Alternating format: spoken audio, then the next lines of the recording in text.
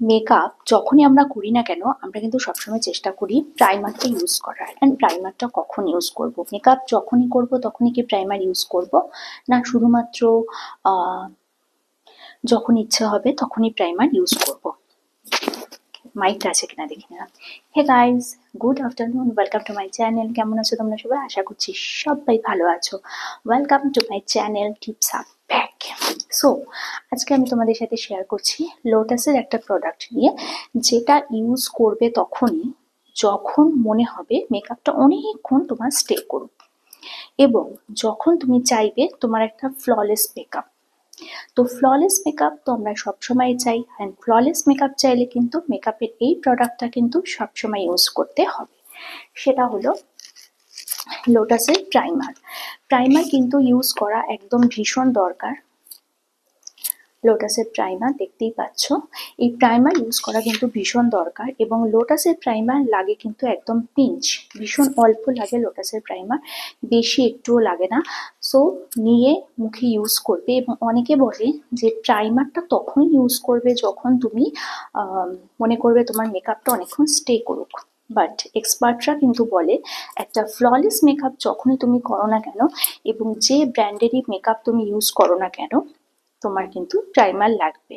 এবং লোটাসের makeup use করলে তো অবশ্যই ফ্ললেস বিউটি সবাইকেই লাগে, তো প্রাইমার কিন্তু তোমরা অবশ্যই ইউজ করো। আর হ্যাঁ, আরেকটা কথা বলে রাখি, প্রাইমার ইউজ করার সময় সাথে সাথে কিন্তু ফাউন্ডেশনটা দেবে না। প্রাইমার ইউজ করে যে কোনো মেকআপের স্টেপ যখনই আমরা করি, আমরা যারা একটু একটু মেকআপ করি আমরা কিন্তু জানি যে একটা রেঞ্জ ইউজ করার পর, মানে একটা প্রোডাক্ট ইউজ করার পর একটু গ্যাপ দিয়ে আরেকটা প্রোডাক্ট ইউজ করতে হয়।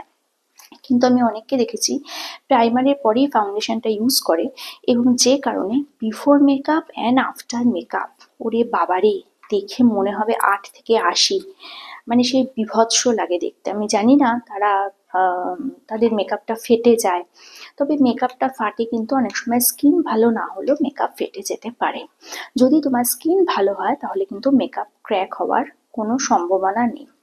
আরেকটা কথা বলে রাখি, যে মেকআপ যখন ইউজ হয় তখন আমি অনেকে দেখেছি শুধু মুখটুকু, গলাটুকুতে ইউজ করে, কানে মেকআপ ইউজ করে না। নাম্বার 1। নাম্বার 2, কি ধরনের ড্রেস পরছো? যেমন আমি আজকে একটা খোলা মেলা ড্রেস পরে আছি, তো আমার এতটা ক্লিভেজ দেখা যাচ্ছে, এবং এতটা ক্লিভেজেই কিন্তু আমাকে মেকআপ করতে হবে। তার কারণ ফর্সা বা কালো না, তার কারণ হচ্ছে দুটো শেড কিন্তু ডিফারেন্স হয়, একদম ডিফারেন্ট হয়ে যাবে দুটো শেড, এটার একরকম কালার, এটার একরকম কালার হয়ে যাবে। সো বেস মেকআপটা কিন্তু সব জায়গাতেই দিতে হয়, যেটুকু জায়গা দেখা যাবে। আমি অনেককে দেখেছি মেকআপ করে এই জায়গাগুলো বাদ দিয়ে, কেন? তো যাই হোক, যেটা বলছিলাম, প্রাইমার কিন্তু লোটাসের ইউজ করতেই হয়, যে কোনো মেকআপেরই বললাম প্রাইমারটা ইউজ করতে হয়।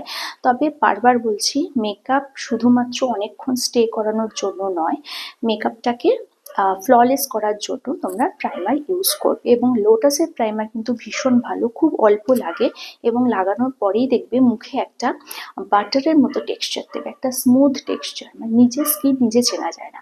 অ্যান্ড ট্রাস্ট মি, এই মেকআপ প্রোডাক্ট ইউজ করলে, লোটাসের পুরো মেকআপ রেঞ্জ ইউজ করলে স্কিনে কোনো প্রবলেম হয় না।